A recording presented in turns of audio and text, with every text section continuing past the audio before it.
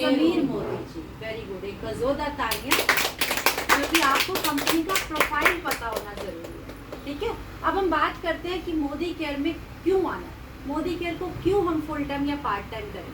मैं और विशाखा क्यों फुल टाइम कर रहे हैं, क्योंकि आपका जब तक कोई सपना नहीं होगा आप इसको फुल टाइम और पार्ट टाइम नहीं करोगे, आप इसको स्पेयर टाइम ही करोगे।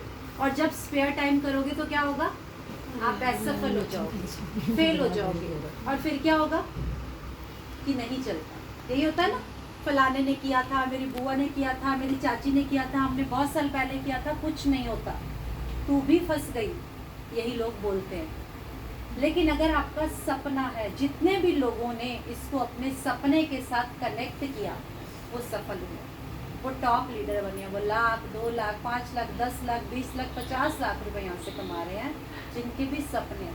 तो क्या आप सबके सपने हैं? यस। पक्का? इतना सा सपना बच्चा बहुत बड़ा है। ठीक है, अब सपने होते क्या हैं, आज हम बात करते हैं सपने होते क्या हैं। सपने तो हैं, सबको पता है। हमारे पेरेंट्स हमें कहते थे सपने मत देखा करो, वो कहते थे जितनी चादर हो उतने पैर पसारो, कहते थे पेरेंट्स, नहीं कहते थे? शायद आज भी कहते हो, आज भी कहते हैं, है ना? कहते हैं चादर बड़ी बहुत बढ़िया। अब उनको बोलो हमारे पास चादर बहुत बड़ी है, लैकरा की चादर है, फटेगी नहीं, आप जितनी मर्जी टांगे बांधो, बढ़ती जाएगी, स्ट्रेच हो जाएगी, है ना? तो चादर को हमें बड़ा करना है। अभी अभी मंजू दी ने समझाया कि हम क्या करते हैं, हमारे सपने तो बड़े हैं और आमदनी का सर्कल छोटा है। तो हमारा जो बड़ा सपना है वो आमदनी के बीच में फिट बैठेगा? छोटी चीज में बड़ी चीज फिट बैठेगी? नहीं बैठेगी ना। अब आमदनी छोटी है, सपना बड़ा है, तो फिट बैठता नहीं। तो हम क्या करते हैं, अपने सपने को छोटा करके उसमें फिट करने की कोशिश करते हैं। लेकिन करना क्या है, अपनी आमदनी को बड़ा करना है।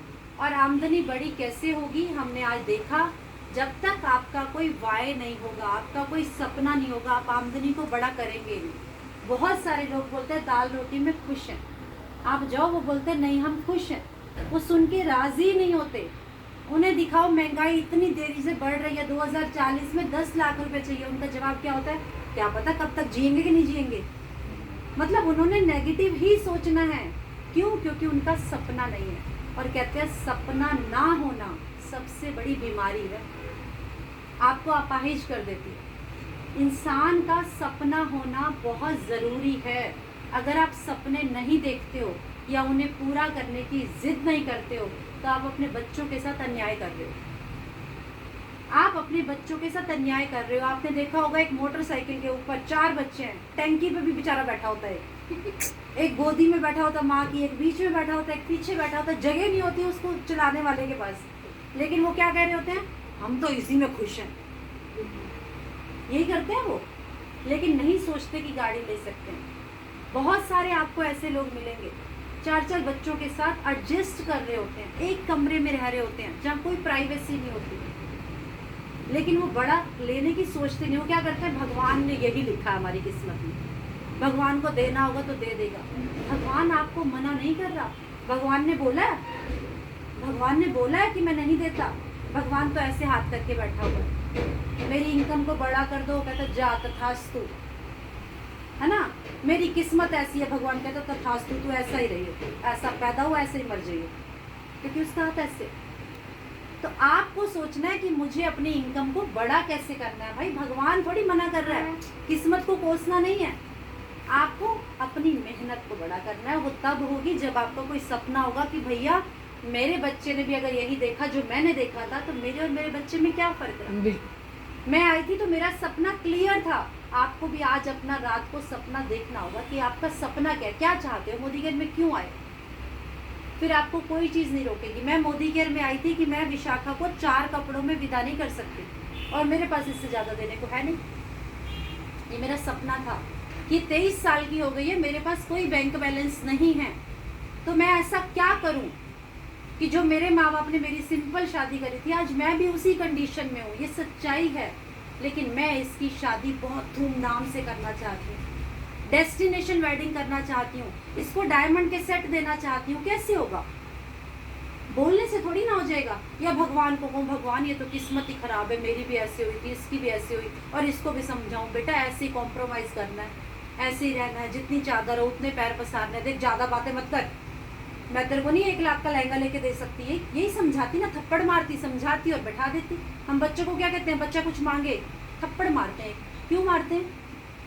क्योंकि जेब में पैसा नहीं होता तो हाथ ही चलता है। अगर जेब में पैसा हो तो हाथ चलेगा? नहीं चलेगा, थप्पड़ ही मारेंगे। जिस चीज़ पे बच्चा हाथ रखेगा उसको दिला देंगे। तो मेरा वो वाय क्लियर था कि भैया 23 साल की हो गई है, ज़्यादा से ज़्यादा 3 साल 4 साल, कितनी बड़ी होकर शादी करूँगी। लेकिन अगर यहाँ पे मुझे समझ में आया 3-4 साल में ज़िंदगी बदल सकती है, 3-4 साल में यहाँ से 1 लाख 2 लाख 3 लाख रुपए कमाया जा सकता है। और बस इसी सपने के साथ आई थी। फिर वो सपना मुझे रोक नहीं पाया।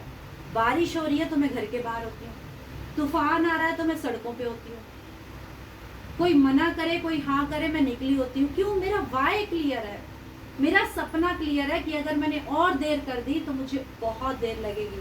वही कॉम्प्रोमाइज जो मेरी माँ ने मुझे सिखाया, मैं भी अपने बच्चे को वही सिखाऊंगी। लेकिन उस सपने के आगे आप बताओ, धूप लगेगी? नहीं लगेगी। बारिश लगेगी? नहीं लगेगी। वो बारिश में भी आपको ना बड़ा अच्छा एहसास हो रहा होगा, वो धूप में भी आपको वो ठंडक महसूस हो रही होगी। सच बता रही हूँ, हाय हाय कल कल नहीं होगी।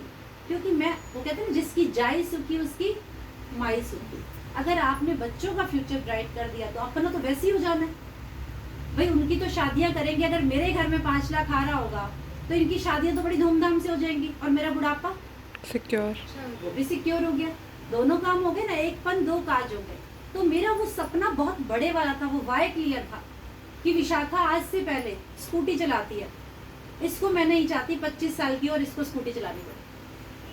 वो सपना देखा था कि इसके 25वें बर्थडे पे गाड़ी लेनी है, और इसका 25वां बर्थडे था मोदी केयर में 18 महीने हुए थे, और ये गाड़ी मोदी केयर से फ्री मिल गई। क्यों मिली थी? उससे पहले तो ऑटो में ही आते थे हम, पलवल आते थे, और बारिश में जब हम वापस जाते थे ऑटो में, ऑटो की छत से पानी गिरता था, गिरता होगा जो लोग बैठते होंगे, और मैं और विशाखा सर्दी के दिन छत से पानी बह रहा है, और हम कहते थे ऐसे, उसकी त्रिपाल को ऐसे रखते थे भैया, ऐसे करते थे भी ना आए पानी, कितनी देर रुकेगा, और हाथ थक जाता था, हाथ हटाते थे पानी तैर अंदर।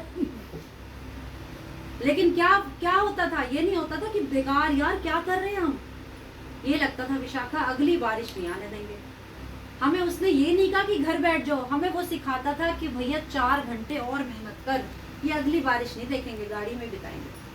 और हमने अगली बारिश आने नहीं दी, हमने अगली गर्मी भी आने नहीं दी, हमने अगली सर्दी भी आने नहीं दी। वो सीजन लास्ट सीजन था जब हम बारिश में भीग के गए।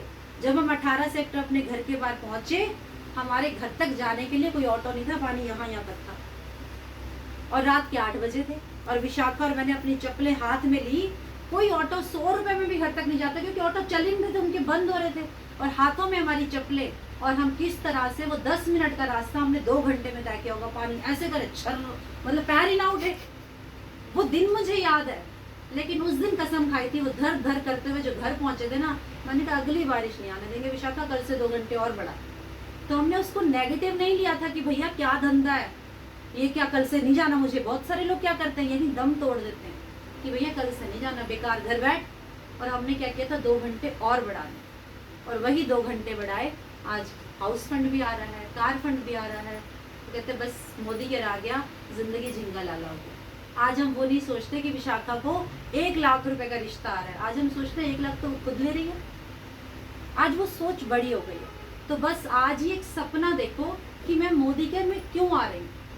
किसी का सपना कुछ भी हो सकता है, हर एक का सपना एक नहीं हो सकता। मेरा सपना मेरी बच्चों की शादी थी, आपका सपना कुछ भी हो सकता है, बच्चों की अच्छी एजुकेशन, मान सम्मान, पेरेंट्स के लिए सोच सकते हो, कुछ भी सोच सकते हो। आपका सपना कुछ भी हो सकता है, हस्बैंड का वाइफ के लिए, वाइफ का हस्बैंड के लिए, कोई भी सपना हो सकता है। लेकिन जब वो सपना आपका सच में इतना बड़ा सपना होगा ना, आपको कोई भी चीज़ नहीं रोकेगी। 11 बजे की मीटिंग ना 11 बजे ही होगी, 11:15 भी कोई नहीं आएगा, ये 11:30 कोई नहीं आएगा। ये वही आते हैं जिनके सपने डाम नौम नौम कर रहे होते हैं, फिर कुछ नहीं समझ में आता, फिर कुछ भी हो मैनेज करना पड़ता है। दुख सुख सबके चलेगा, किसी की सासू माँ बीमार है, किसी का बच्चा बीमार है, किसी को कहीं जाना आना है, लेकिन वो हम मैनेज करेंगे। ऐसा थोड़ी ना कि हमारे साथ ये सब नहीं है। हमने सोचा 5 साल किसी की शादी में नहीं जाना पड़े, हम नहीं जाएंगे, लेकिन उस दिन अगर सेमिनार है तो हम सेमिनार में जाएंगे। मेरे सगे मासी के बेटे की सगाई थी, हम नहीं गए थे, शादी में चले गए थे, क्योंकि सगाई वाले दिन सेमिनार था, हम नहीं गए। सगे भाई की सगाई थी, नहीं गए। क्योंकि सगा भाई भी मेरे घर में पैसे डालने नहीं आएगा। 5 साल सोच रखा है, आंखें बंद करके सिर्फ मोदी घर को देनी है, क्योंकि यहाँ से जिंदगी बदल सकती है। उन रिश्तों के साथ तो 50 साल बिता दिए, आज 50 साल उम्र हो गई, किसी ने साथ नहीं दिया। तो 5 साल आंख पे बट्टी बांधो, सब चीज मैनेज होगी। वहाँ 3 फंक्शन थे तो हम 1 में चले गए, क्या फर्क पड़ता है, 2 में नहीं गए, है ना। अब कल सेमिनार है, 3 से 7 है, तो कोई एक्सक्यूज नहीं, जाएंगे। अगर कल कोई शादी होगी, मेरे सामने वाले बहुत क्लोज फ्रेंड है, बोले कल हमारे घर में गुरुजी का सत्संग है, कल आ जाना रश्मि।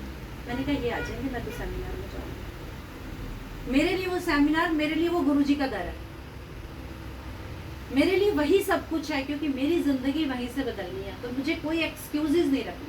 तो आप लोगों को भी ऐसे ही ठान लेना है कि सुबह 8 बजे की मीटिंग है तो है, महीने का एक सेमिनार है तो है, वीकली मीटिंग सैटरडे को है तो है, डेमो किट उठानी है तो उठानी है भैया। इसी डेमो किट में से आपकी गाड़ी निकलेगी, आपकी विदेश यात्रा निकलेगी, आपका सपनों का घर बनेगा।